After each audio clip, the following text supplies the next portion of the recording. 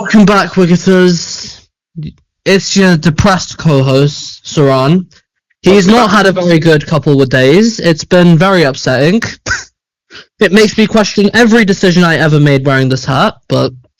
It's a bit far. Hello, Wicketers, I am your favourite co-host, the one with the better cricket knowledge, just a better guy in general. And also, I had a great weekend. And also, it's just like, Saraan, we've recorded this. Is this our third time trying to record this? It's like a third or fourth time at this point. Yeah, Saraan, he's getting more depressed as it goes on because we have to keep on talking about the same topic, what he just doesn't want to talk about.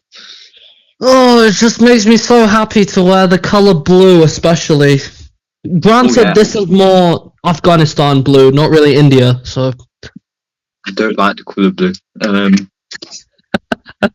Either. I mean, technically, that's what the 50-over side of England was, so... Yeah, I know, but I don't... how do I phrase this? I don't like the colour blue in football. There you go. Cricket. Fair enough.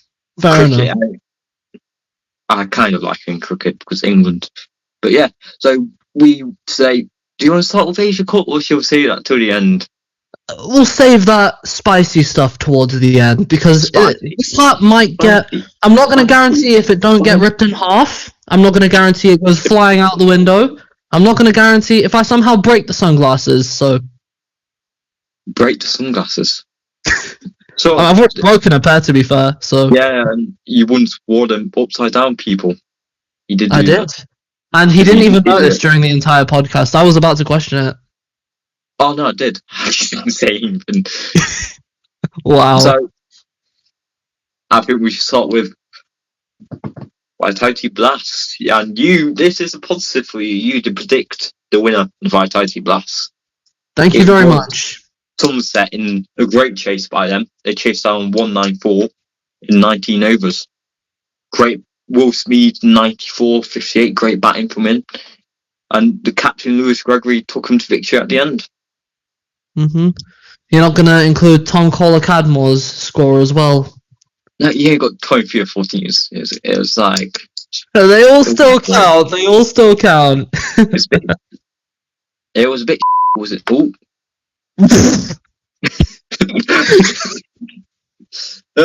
Maybe leave that part. Yeah. So yeah, that's Tom Curran and Steve Smith levels of hate. That's like the third bleep in this entire podcast. Yeah. Oh my days. We was so Hampshire batted well. Toby Albert and James Vince, they both got 50 plus. Good batting from them. If you were a Hampshire fan, after that innings, you're probably thinking, we're going to win the Vitality Blast. You probably wasn't expecting them to chase it down, but... They thought wrong. They did thought wrong. The bowling was poor by Somerset. It did have two future England internationals bowling. Is that a worry for England?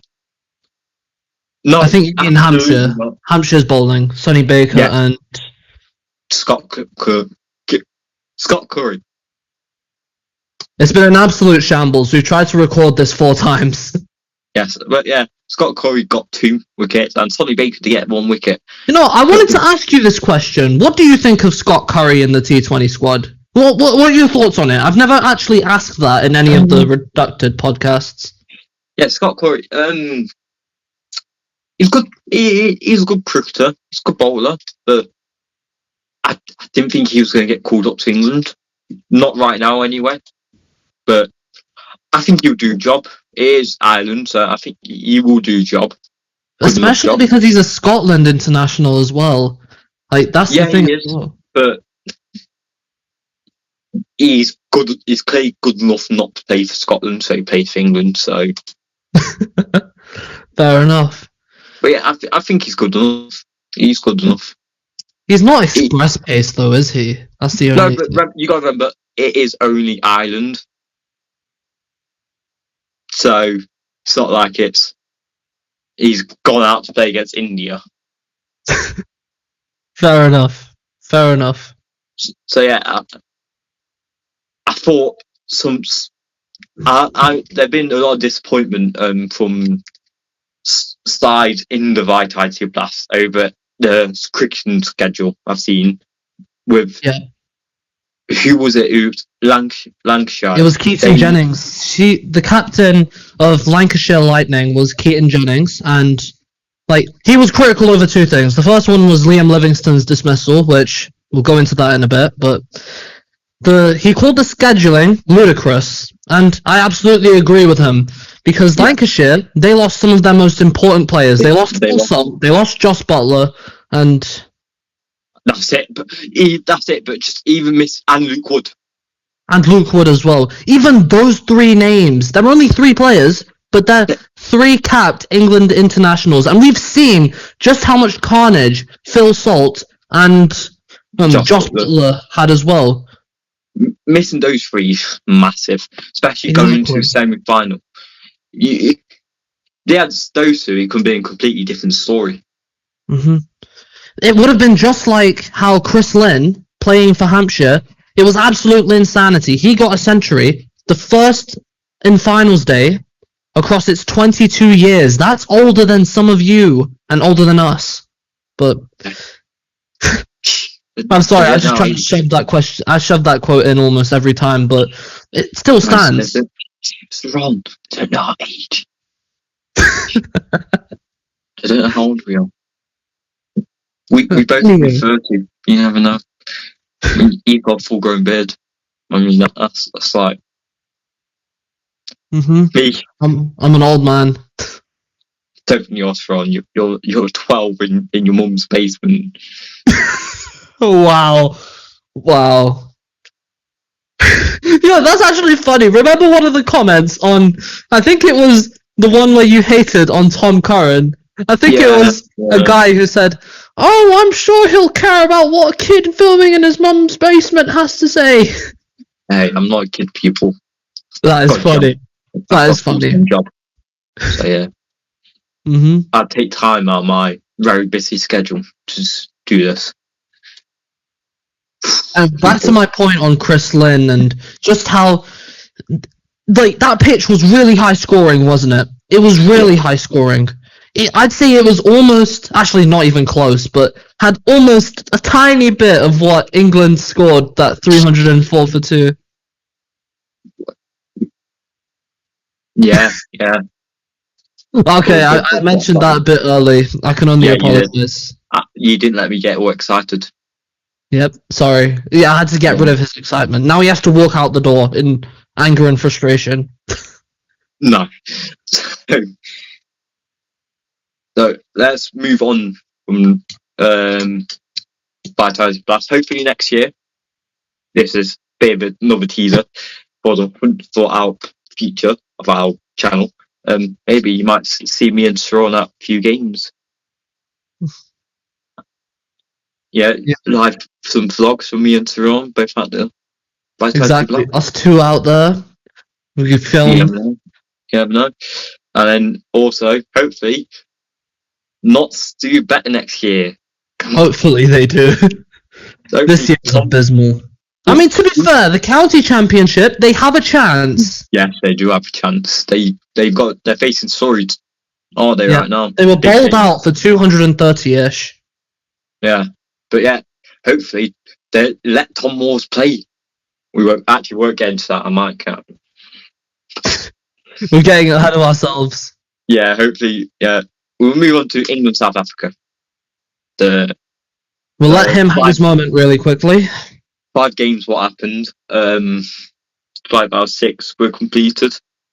Luckily, I did not go to the one in Nottingham. Thank God. Or that had been pointless. Wasted your valuable time in your busy schedule. Yeah, really busy. Yeah. So the 3 ODIs. The first game, I don't really want to talk about it. I mean, an absolute thrashing. Tiredness, lack of playing ODI cricket, just all showed in that first game. Especially because we've talked about this so much already in this podcast. The 100 and the Metro One Day Cup both coinciding. It's been a real big problem for the ODI squad development. And it will not change, people. But one thing what this England side have, that new ODI side, they're not like a brand new team, but most of the players haven't played a lot of ODI cricket. Luckily, they've got 2 years until the next ODI World Cup, so they've got time to build, to get better ODI cricket and build a team ready for that tournament. So it's not like losing their second ODI series as this new team is not that bad. It's like the point that I made in the last podcast, which was redacted, but I talked about how, like, this England ODI squad, why there isn't as much of an issue is because the general players who are playing in the squad play all formats. Like Ben Duckett, the all format, I think he's the only England all format opener, because Zach Crawley doesn't play white ball, Phil Salt doesn't play red ball. Just Ben Duckett, yeah. Yeah, Jamie Smith, I still think he's more of a middle order batsman. I know he's been doing good opening. We'll get onto the Jamie Smith, Phil Salt, Ben Duckett drop situation later, because that is a big talking point for England. Especially in T20 cricket, more T20, not ODI. ODI will be Smith Duckett. Yeah, but it was back to my point. Like, Ben Stokes only plays Test cricket. Like, he's not playing in white ball. I don't know. He might pull another Houdini and play in the 2027 World Cup. We'll never know. No, he probably will. Exactly. It's just that I'm retired for every bilateral series. Oh wait, there's a World Cup. I'll retire. Yes. I'll play. But then, anyway. Thanks, Pepsi. It's very nice. We're not sponsored. No, we're trying to pull sponsors in, Saraan. I'm sure Pepsi are definitely watching this. Look, Pepsi cream soda. It's really nice. I've also got Pepsi Max Cherry. Sponsor me, please. I love your drink. Oh my days. But anyway, back to my point for like the third or fourth time. Like, this general ODI squad, there isn't much of an issue in the fact that, like, these players can't adjust to ODI cricket. They very much can. Like, as you saw in the second and third game. But what helps is that these players have played together for quite a while. Like, I'd say, apart from, a couple of names, this general squad has been playing for at least a year. And, like, it's pretty much the same in Test format, but unfortunately, we'll never see Ollie Pope play white ball. And wait, we will. New Zealand ODIs. Like 3 matches. Yes, 3 matches for Ollie Pope. We will see it. But then, like, we see Ollie Pope, like, in Test cricket. Zach Crawley's a Test specialist as well. And then Shoaib Bashir, thank God he's a Test specialist. Okay, we're not talking about that man until a later date, people. A later date. He's livid. Yeah, a later date, Saraan. I have no idea what this later date could be, by the way. I have no idea. And then T20 cricket, obviously you have your Luke Wood, Phil Salt, and then those sort of selective players. I think Phil Salt has more than cemented his place as opener. Right, so we'll get to Phil Salt later. Yeah, we're getting paused so many times. What is this? No, because you're rushing to point what's coming on later. I was making a general point. I'm just making small little hints. And we know your point. We get it. No, shut up, please. So the second ODI was the tightest one of them all. It was a tight game of cricket, but the biggest problem, England's bowling wasn't great. So too much chase. Jacob FL, half century. Outstanding. Finally, some form. He's good at cricket, people. He is good at cricket. I didn't think I was going to say that ever again. But yeah, it was unlucky there for England. They played well. They did play well. But then the third ODI was very good for England, wasn't it?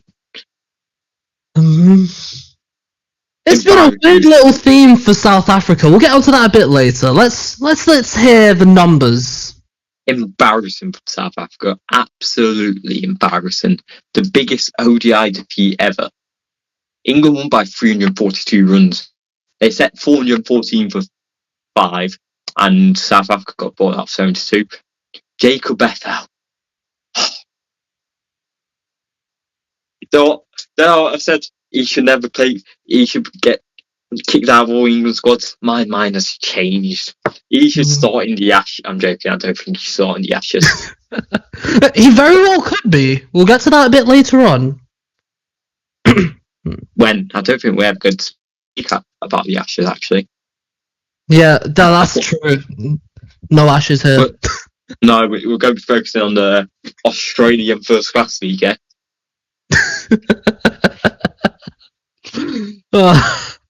He's taking the mic now. He's taking the absolute mic. I'm really not. I'm really excited. He's been too joyful in this podcast. We need to get some hot takes just to make him leave that room. That's the aim right now. Then Joe Root got another century. I mean, it's just like Joe Root is just like the best England's best player. Nah, could never be. England's greatest player of all time. Never. Who is England's greatest player? Joe Root. Tom Curran. Come on, get out of the room! Get out! Leave! So yeah, I'm going to ignore you said that. Just completely ignore you said that. But yeah, Joe might be the greatest cricketer of all time, in my opinion. He is. But then South Africa, what was that? Jofra Archer.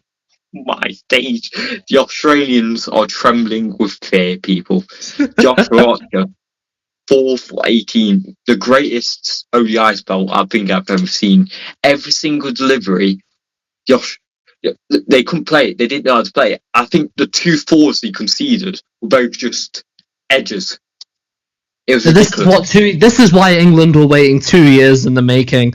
2 years just to get him back in. And he's a much more experienced bowler.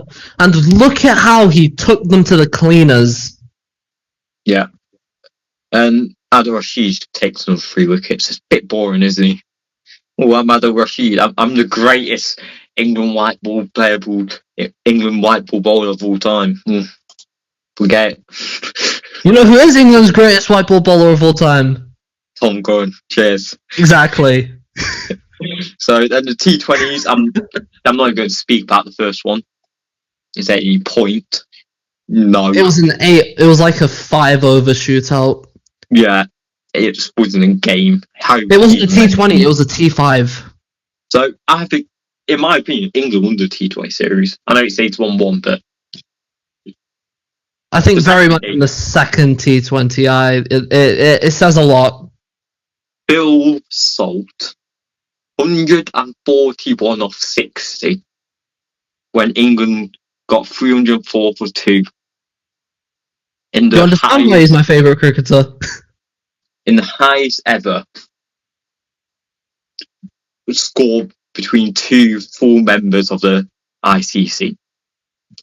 All my days, I watched that game and I wish I was there. It was just brutal, absolutely brutal. Dang it! Only that was Nottingham. Yeah, Salt and Butler, 100 runs in the power play. Then Brook finished it off with Salt. It was just brilliant. Rabada maybe had the worst T20 spell you see. He's had, like, the worst match of his entire career, I'd say. 4 no balls. It was funny. I was just laughing every time it happened. Like, I'm pretty sure he got a wicket, then it was a no ball. I was just laughing. Exactly.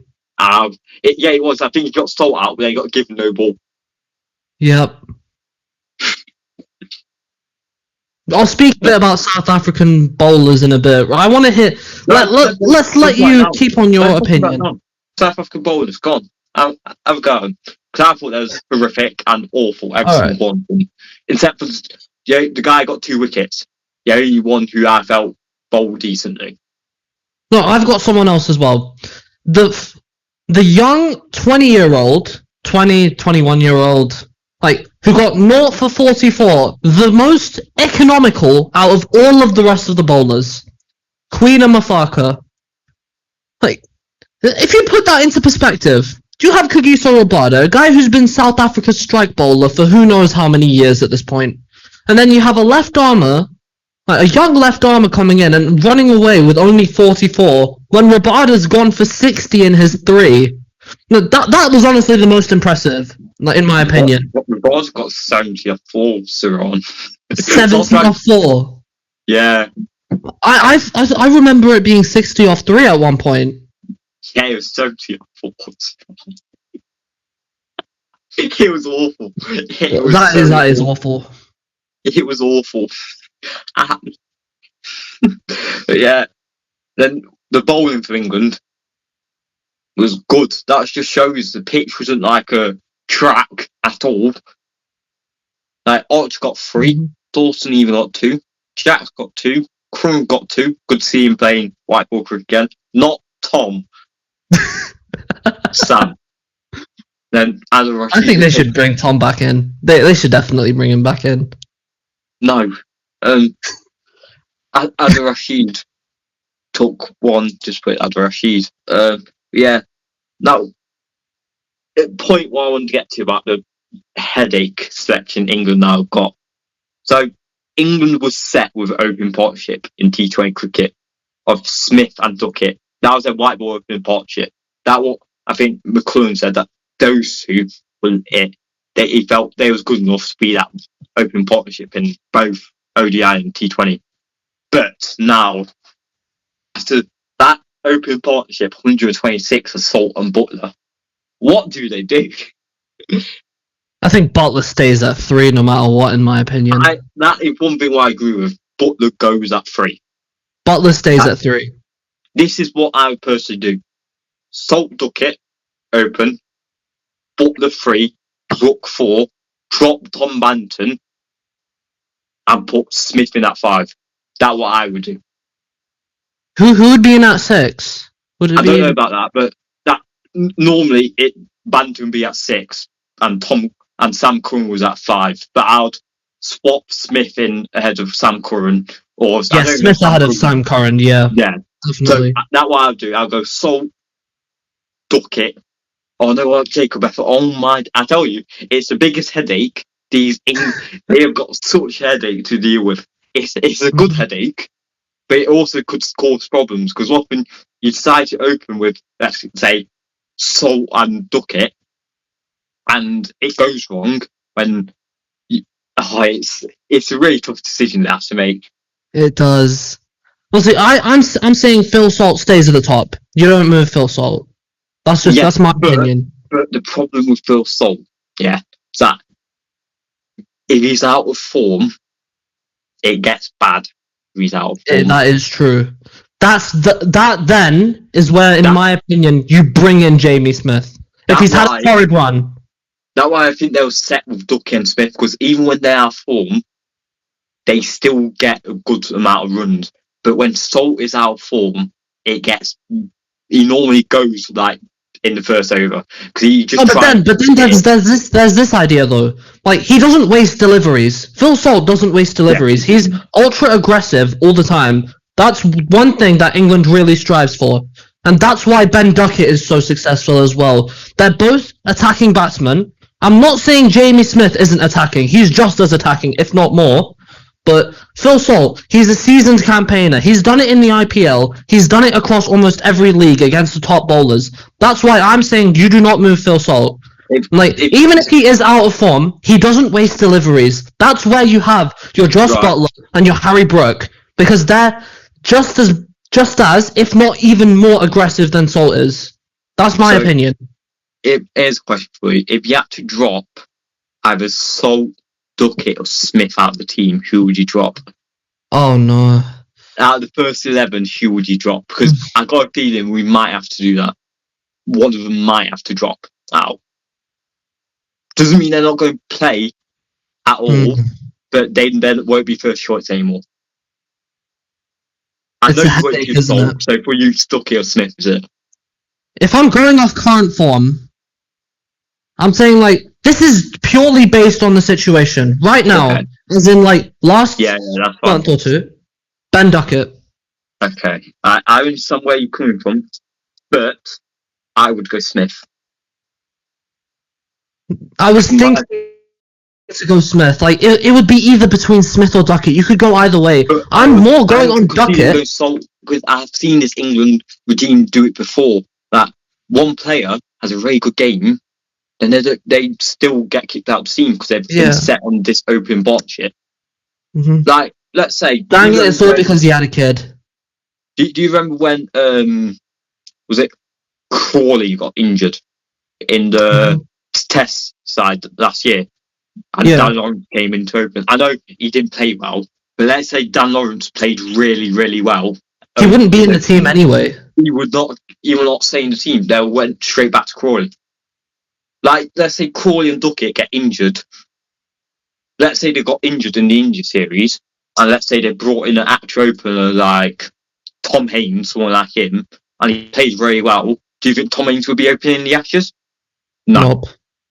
That's the thing. That's why we have the Ireland series as well, because that can also help in that case as well. And Butler will be opening that because they are both in that series. Because they're both if Salt does really well in that Ireland series, I'm saying he stays as opener. I agree. But then the only reason I dropped Ben Duckett was because he's played too much cricket. He is deflated. He is deflated like a balloon. When he's fit and ready, then I'm saying you can bring him back in. I don't think all three of them can play at the same time. Because if you look at it, you want to put that free. That means that would move Jacob F out 4, Brook at 5, and so are we saying that Jacob Bethel is undroppable? Are we saying he's undroppable? I don't think England they backed him too much to drop him. It's one of those situations like Crawley. They've backed him so much that they cannot drop him. They're scared to drop him in case it goes wrong. Even though, yes, he might be inconsistent, but they see him as a reliable, open partnership. So they won't drop him. It'll really depend in Ireland, though, won't it? I don't see him getting dropped, even if he does bad in the Ireland series. I don't see him getting dropped. I think he's got his place now. He's going to be captain too. The excuse will be if he plays badly. Oh, he had pressure as captain. So who do you think the other fall guy would be, apart from the names we've mentioned? Who do you think? Bantam. Yeah. I can agree with that, I agree. Bantam will be gone. Do you reckon Sam Curran stays in this lineup? Sam Curran. Do you reckon he stays? I don't know. I don't know about that one thing. I don't know. Because this is the issue that England had in that second ODI. The fact was, they didn't have a reliable enough fifth bowler or sixth bowling option. One thing what I want to talk about. Justice for Ryan Ahmed. Because how has he not played a single game? But the thing is, he was always called up as like a replacement for Adil Rashid. Like, he was always tipped to be the next one. But now he's more than that. Because he's such a better batter now. Okay, here's an idea for you. This is what I would have done. Let me just say what I would have done. I was not played Will Jackson game. I would have gave Ahmed a go. Yeah, I agree. Especially going off 100 form as well. Will Jackson's bowling in the 100. It wasn't too bad. His batting, it was up here. But then in my opinion, Rehan's a lot more balanced. His bowling and batting was really impressive. Especially that third ODI. I don't get why Ryan Ahmed didn't play that third ODI because we lost the series. I mean, like... I think they were backing Jacks, I think, in my opinion. Yeah, I know. I think they wanted him to get some form. I'm not saying drop Will Jacks. I'm just saying Ryan Ahmed could have played. You lost the series. It's not like... Could give him a go because he's good enough. I've seen someone say Ryan Ahmed might be the best 12th man in the history of cricket. Because you remember last Ashes? Mm-hmm. He was 12th man in the last Ashes. So, and he's probably going to be. I've got a feeling he shouldn't be, but he's going to be the 12th man in the next Ashes. He probably will be. He probably won't get a game. What he should do, but we will get to the Ashes later. But no, we won't. We're not talking about it. Here's my thought for you. Like, say the third T20I actually happened, and say that Rehan Ahmed was in the South Africa squad. So, like, if he wasn't in there already, if it was a spin-friendly pitch, would you put Rehan in front of Sam Curran? I would. I would. No, actually, no, they would. No, I wouldn't, because it'd be too much spin. I know you say spin-friendly pitch, but that'd be too much spin. Our only two pace bowlers would be Wood and Archer. So, no, I wouldn't. Alright. So say if, I don't know. Like, who are your spinning options? Like, you have Adil Rashid, and then who else? So, I think I would go take Will Jacks out, put Ahmed in, and that's it. That's it. Keep Dawson. You're going to keep Dawson? Yeah, I'm keeping Dawson. Oh, that is interesting. Right now, yes, I'll keep Dawson. Because Dawson is better spinner than Jacks.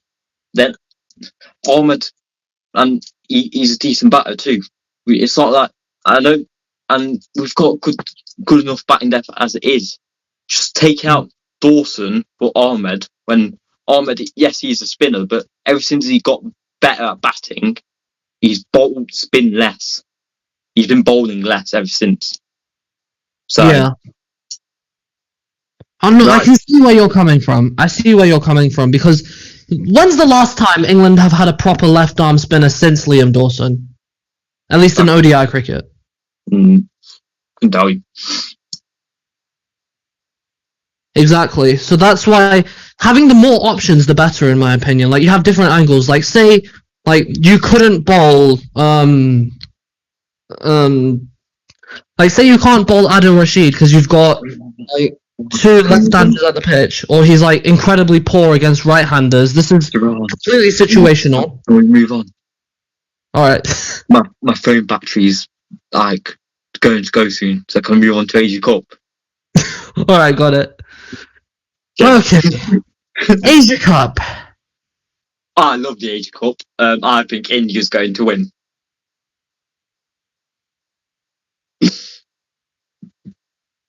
That's a lot that I have to say in such little time.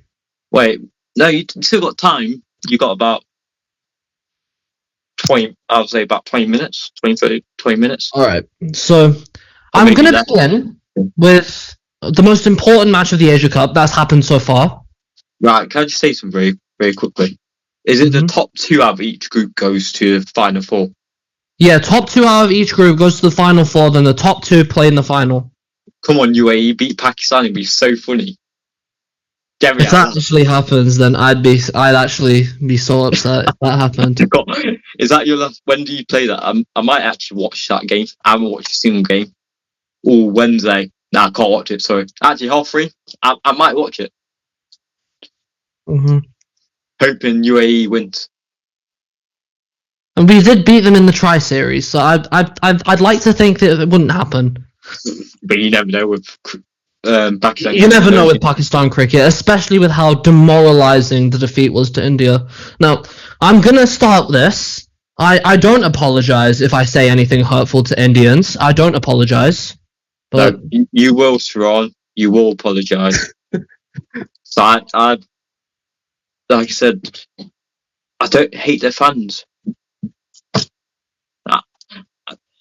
No, it was about India's conduct once again. Although this time, it stays in the cricket pitch. I'm not going to speak about what it was all about because I'd rather. You don't speak about that policy. Oh my days. That twice in the video. That's twice.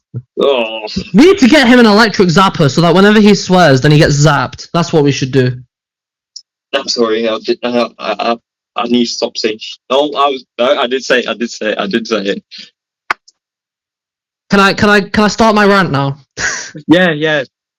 Right, so Don't swear. India versus Pakistan. I've made a short on this literally the second that it finished. Yeah, and I'm pretty sure you sent it me like literally. I thought like the game's like over. I didn't even think the game was over. it was as soon as the game was over. I'm not gonna lie to you guys. Halfway through India's innings, I stopped watching the match. I stopped. Do you not believe in the comeback? No, I didn't see it. I think this single-handedly is one of the most disappointing performances I've ever seen from Pakistan, like ever. I think this tops our loss to USA. This is even worse than that. No, Saraan, I'm just going to step in there. Nothing's worse than losing to USA at cricket. No, it's not even that. It's not like that pitch. It was horrendous. We all know. And then no, it's a whole different argument. This one's a lot worse. You haven't even watched the match. Trust me. You have to trust me on this one. I watched Pakistan USA. That was bad enough. Imagine that, but even worse. Why didn't you shake hands? Exactly. I'll get to that point a bit later. That point goes a bit later, but so Pakistan's first innings. I'm gonna take you through ball by ball, all the important ones. We've got time limit. I know we have a time limit. I'll mention the very important ones. So first ball, as soon as the game starts, it was a rank out. It was bowled outside off stump. Saim Ayub decides to have a little waft at it, like he has his little broom, he's trying to waft the dust off the floor, but then he goes a bit too early, he hits it straight to Jasprit Bumrah at point. A ball that I'm pretty sure Ben Duckett would have launched it about 6 rows back. Yeah, because he's great. Then Yashasvi Jaiswal would have hit that for 6, then Joe Root probably done some reverse ramp side dance or whatever to hit that for 6 somehow. But then Saim Ayub hits this straight towards the fielder. Very first ball, a golden duck. Literally one of the most harmless deliveries you will ever see bowled by Hardik Pandya ever. And he gets out on that somehow. Then Muhammad Haris. Oh, he's Pakistan's greatest batter going into this match. Oh, he could have a really good battle against Bumrah. What happened? He didn't even hit a single boundary. He decided to have a big swing at Jasprit Bumrah. He decided to, a little bit of a golf swing. He was trying to hit that out the park. What did he do? He hit it all the way up, and then he was easily caught. Alright, Pakistan are 2 down. It's fine. Pakistan, we always get back from 2-0 down. 2 points down. 2 wickets? Nah, that's nothing. Anyway, we have the rest of the power play is mostly decent after that. Saraan, calm down. It's just cricket. Calm down. This is a decent passage of play for Pakistan. Sabizada Farhan actually hits 2 sixes off Jasprit Bumrah. He's only the 6th batter to do that ever in T20 internationals, which is something. But I'll speak a bit more about him later on. He hasn't came against a great Jacob Bethel yet. I'm mid-rant. Don't interrupt. Anyway. I'm scared. So, I'd say the positives ended right after that, in my opinion. Fakhar Zaman was really lucky. He got 33 off 16. He batted well. Pardon? She really batted well. We'll get to that. But then, Fakhar Zaman, the most experienced batter in this lineup, he falls to the most nonchalant delivery as well. This is the thing. This was a main highlight. I'm not going to go through every single wicket, just the ones that I found the most annoying. The key highlight of all of them were that Pakistan played dot balls so often. 63 dot balls in that innings. About 10 overs worth. And yeah, this is a big issue with Pakistan cricket at the moment. It's that big word, intent, that's lacking. It's lacking. I can't really fault the bowling in this instance. The bowling, they didn't have much batting to go off, but I think what really annoyed me the most was the fact that it was the batting that annoyed me. The bowling I can live with. Like, yeah, maybe Haris Ralph in here would have been a bit better, but still. In my opinion, the batting was the most disappointing batting performance I've ever seen. Like, Srinath really batted well. Yeah, he did bat well towards the end. That's what sort of gave us a bit of false hope. Yeah, it gave you hope, yeah. I understand when that happens a lot. But the bowling, Saima, you bowled well. It's been a bit of a weird tournament for him. Like, in the last match as well, he took both of the openers out. And, he's kind of been this opening batter, kryptonite. He's done really well against opening batters for some reason. It's very strange. So who do you think the final will be with how the tournament's been going? As demoralizing a defeat as this was, Don't you dare say Pakistan. I have to think about this. Because I'd say after India, the strongest squad looks like Afghanistan, in my opinion. Afghanistan looks like the second strongest squad. What about Sri Lanka? In my opinion, Sri Lanka, their mystery spinners haven't been doing as well as they should have been. Even today, the victory that they had against Hong Kong, it was a real struggle. Because Sri Lanka's won 2 out of 2. They've won 2 out of 2, but it's the manner in the second one. The first one, they absolutely battered Bangladesh. All credit goes to them. They did really well against Bangladesh. But it was the match against Hong Kong that really kind of showed some of the weaknesses in their lineup. Because the issue with Sri Lanka is their top 2 does the bulk of the scoring. Kusal Mendes and Pathum Nissanka. If one of those 2 doesn't start firing, then there becomes major issues. And they've trialed a new number 3, Kamil Mishara, who's a test regular, I'm pretty sure. A relative unknown in the format. That's been a bit of a weird spot for Sri Lanka, the number 3 role. They've tried Kusal Perera, they've tried other players as well, but they've kind of been fixed on about 4 positions. Pathum Nissanka and Kusal Mendes opening, Sharif Asalanka, the captain at 4, then it's been the bowlers as well. Nuwan Toshara, Dushmanta Chimera, Wanindu Hasaranga, and then they've kind of experimented with Mahesh Tikshana and Mastisha Patirana. In my opinion, they should go with both sling bowlers, because even though it shortens their batting depth, in my opinion, their batting is strong enough, especially with Dasun Shanaka coming back in as a finisher. That's my general opinion about Sri Lanka. Yeah, it seems like Kuldeep Yadav has had a great tournament so far. He has.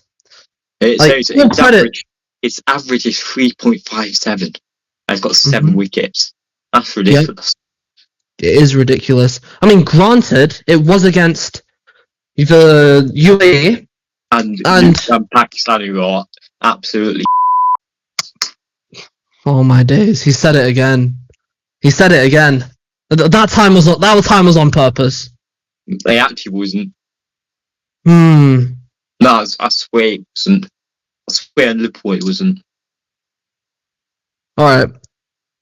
But then, you have to remember, this is still a young Pakistan. We've only played 3 T20Is coming into that match with India.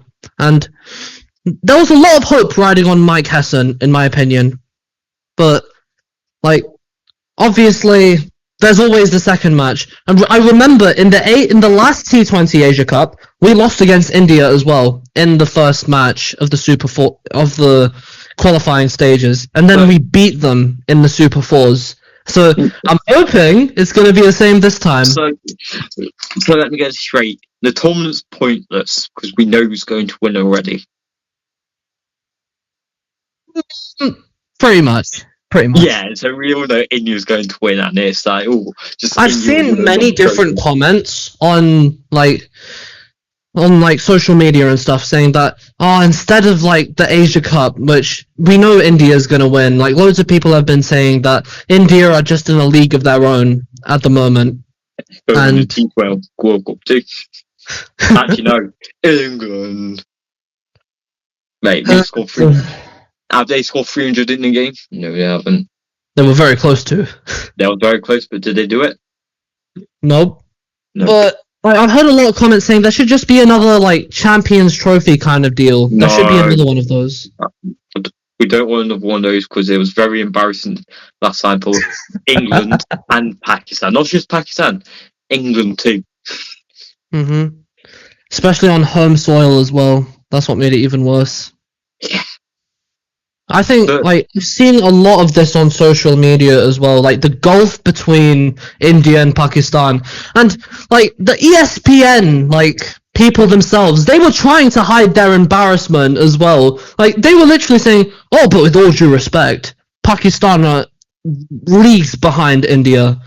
Like, and, while I agree, it's true, 100%, but still, in my opinion, like, it all goes down to domestic cricket. Like, I've spoken about this issue again, so I'm not going to cover it as deep, but the domestic system isn't good enough, and it's just the same with the chairmans as well. And speaking about the point what you mentioned earlier, why they didn't shake hands, because I'm not going to bore you with the details, but, yeah. You know, Pakistan and India, geopolitical tensions, there was a terrorist attack on India.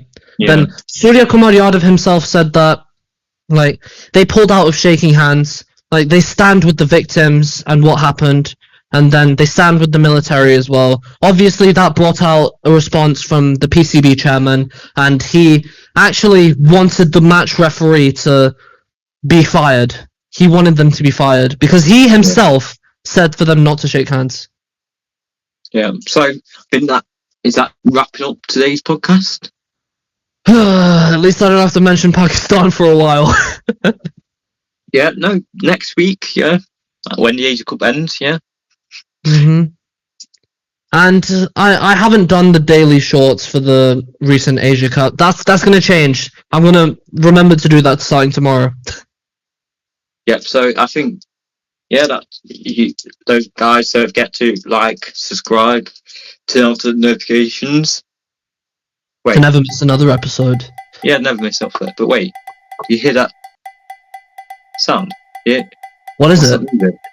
Are there even noises in my brain? No, I don't know.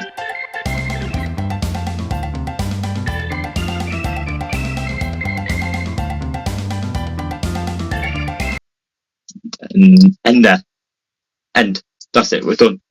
Saraan, we're done. I know.